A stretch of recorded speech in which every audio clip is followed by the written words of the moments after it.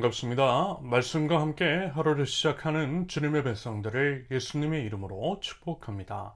2024년 10월 16일 수요일 오늘 주신 말씀은 열왕기하 25장 8절부터 30절까지입니다. 바빌로니아의 느부갓네살 왕 제19년 다섯째 달 7일에 바빌로니아 왕의 부하인 느부사라단 근위대장이 예루살렘으로 왔다. 그는 주님의 성전과 왕궁과 예루살렘의 모든 건물, 곧 큰 건물은 모두 불태워버렸다. 근위대장이 지휘하는 바빌로니아의 모든 군대가 예루살렘의 사면 성벽을 헐어버렸다. 느부사라단 근위대장은 도성 안에 남아있는 나머지 사람들과 바빌로니아 왕에게 투항한 사람들과 나머지 수많은 백성을 모두 포로로 잡아갔다. 그러나 근위대장은 그 땅에서 가장 가난한 백성 가운데 일부를 남겨두어서 포도원을 가꾸고 농사를 짓게 하였다. 바빌로니아 군대는 주님의 성전에 있는 놋쇠 기둥과 받침대, 또 주님의 성전에 있는 놋바들을 부수어서 놋쇠를 바빌론으로 가져갔다. 또 솥과 부삽과 부직괴와 항접시와 제사를 드릴 때 쓰는 놋쇠 기구를 모두 가져갔다. 근위대장은 또 화로와 잔도 가져갔다. 금으로 만든 것은 금이라고 하여 가져갔고 은으로 만든 것은 은이라고 하여 가져갔다.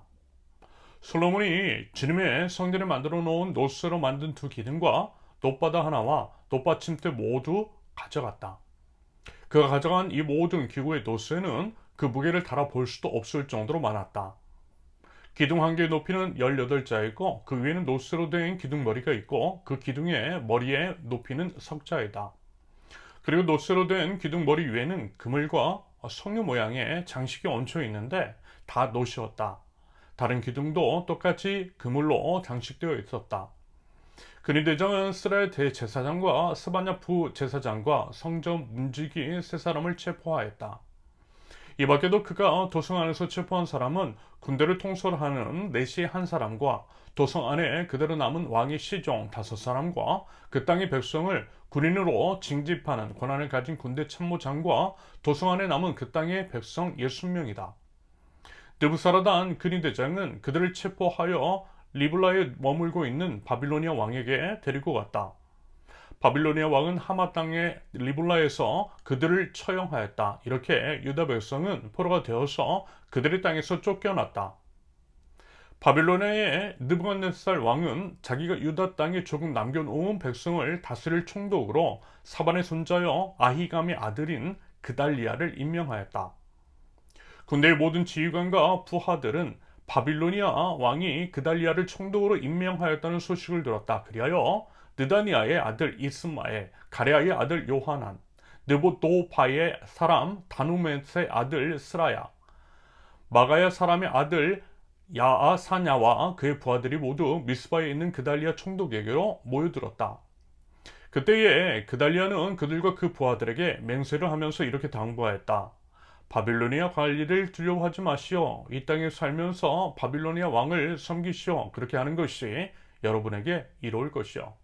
그러나 7째 달이 되었을 때에 엘리사마의 손자이며 느다니아의 아들로서 왕족인 이스마엘이 부하 10사람을 데리고 와서 그달리아를 쳐 죽이고 또 그와 함께 미스바에 있는 유다 사람들과 바빌로니아 사람들을 죽였다.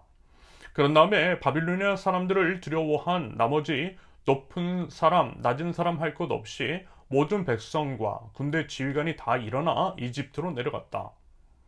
유다의 여호야긴 왕이 포로로 잡혀간 지 37회가 되는 해 곧 바빌로니아의 에밀무르닥 왕이 오른 그해 12째 달 27일에 에밀무르닥 왕은 유다의 왕 여호야긴 왕에게 특사를 베풀어 그를 오게 해서 석방하였다.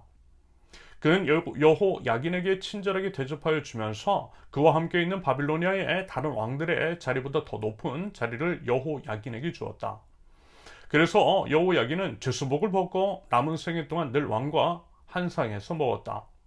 왕은 그에게 평생 동안 계속해서 매일 일정하게 생계비를 대주었다. 아멘. 열왕기하 마지막 시간입니다. 말씀을 드렸던 것처럼 오늘 내용은 특히 더 지난번에 이제 예레미야를 나누었을 때 예레미야의 마지막 부분 본문과 흡사한 내용이 많이 등장하더라는 것을 여러분 아마 발견하실 수 있을 것입니다. 그래서요, 예레미야에 기록된 내용들과 병행해서 살펴보시는 것들을 추천드립니다. 아무튼 이제 남유다, 안타깝게도 바빌로니아에 의해서 멸망을 하죠. 오늘 본문에 드러나 있는 것처럼 수많은 사람들이 죽임을 당하고 포로로 끌려가고 소유물들을 빼앗깁니다. 하나님께서 말씀하시고 또 경고하셨던 그대로 무참히 짓밟히고 파괴되는 남유다 왕국. 많이 아쉬워요. 분명 예견된 일이었거든요. 하나님께서는 이미 가나안 정착 초기에서부터 이스라엘 백성들이 어떻게 행해야 할 것인지, 하나님의 말씀대로 행하지 않았을 때 치르게 될 대가는 무엇인지에 대해서 분명하게 말씀을 해주셨고요. 그것들을 똑똑히 기억하라는 의미에서 대를 이어 자자손손에게 가르치라 명하셨습니다. 그러면서 이제 국가 지도자로 세워진 왕들의 기본적인 책무가 바로 그것이었잖아요. 하나님을 경외하고 하나님의 법을 지키는 백성으로서 왕국을 바르게 이끌라는 것, 바로 그 점 때문에 하나님께서 왕을 세우신 것이고 왕으로서의 그 책임을 분명하게 말씀하셨습니다. 하지만 어땠죠?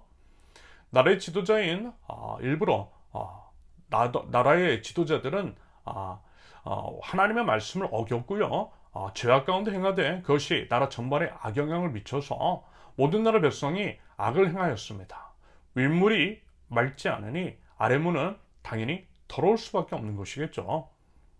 물론 하나님께서는 하나님의 사람들을 보내셔서 경고하셨습니다. 죄에 대한 대가를 톡톡하게 치를 것임을, 하나님께서 경고하신 대로의 심판을 받을 것임을, 그러므로 속히 회개하고 돌아오라고 말씀하셨습니다. 여러분, 하나님은요 그런 식으로 기회를 주셨어요. 이스라엘이 범죄했을 때 그들을 즉각적으로 심판하지 않으신 이유는 그들에게 회개할 기회를 주시기 위함이었습니다. 게다가 남유다의 경우에는 북이스라엘 멸망을 받잖아요. 결국 하나님을 배반하고 선지자들을 통해 선포된 하나님의 경고를 무시하면 나라가 멸망하더라는 것을 북이스라엘 사례를 통해서 이미 봤어요. 하지만 그럼에도 그것을 경홀히 여겨 결국 똑같은 말로를 경험하게 되는 남유다 왕국. 여러분, 부디 우리는요 하나님께서 기회 주셨을 때에 그 기회 꼭 살릴 수 있기를 바랍니다. 이미 이제 성경을 통해 다른 사람들의 사례를 통해 수없이 경고하셨음에도 불구하고 그 말씀을 듣지 않는다면 여러분, 심판과 징계에 대해서 변명의 여지는 없을 것입니다. 아무튼 남유다의 이제 왕들과 관리들, 수많은 백성들이 바빌론으로 포로로 끌려갔고요. 남은 땅에는 12절의 기록처럼 가장 가난한 백성 가운데 일부를 남겨두어서 포도원을 가꾸고 농사를 짓게 하였다라고 합니다. 아울러 이제 그 땅에 포로로 이제 잡혀간 왕 대신 본문 22절의 기록과 같이 그달리아를 임명하여 총독으로 세웠지만 그에 대해서 반발을 한 이스마엘 무리들이 그달리아를 죽이고 이집트 땅으로 망명을 합니다. 이처럼 하나님을 거스르는 남유다 땅에는 피비린내가 진동하고 혼란이 계속해서 가득가득하더라는 것. 하나님을 거스르는 곳, 하나님 없는 곳이 이렇게 비참하더라는 거죠. 여러분, 생명이요 오직 하나님께 있어요. 오직 하나님께만 생명이 있음을, 하나님의 말씀에 순종하는 것이 여러분 우리 모두가 살 길임을 거듭해서 말씀을 드리고요. 그래서 그 말씀을, 하나님의 말씀을 경외함으로 하나님의 말씀에 순종할 줄 아는 하나님 나라 백성들 모두 되실 수 있기를 바랍니다. 여러분 열왕기를 통해서요 이것 꼭 기억하실 수 있기를 바랍니다.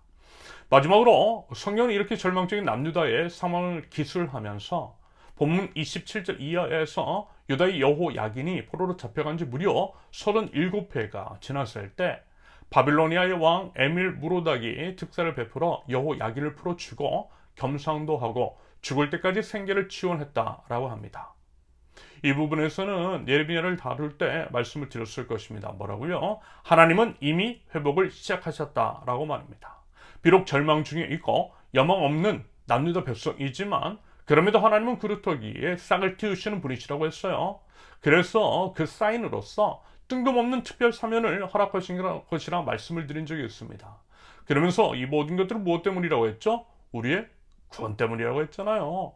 예수 그리스도를 통한 우리의 구원, 하나님의 구속사역을 위해서 예수님이 오셔야만 하기 때문에, 예수님이 오셔서 우리 스스로는 이룰 수 없는 구원을 이루시고 예수 그리스도를 통한 하나님의 나라를 완성하시기 위해서 이와 같은 일들을 차근차근 진행하고 계시는 하나님이시더라는 것입니다. 여러분 그 하나님을 신뢰하십시오.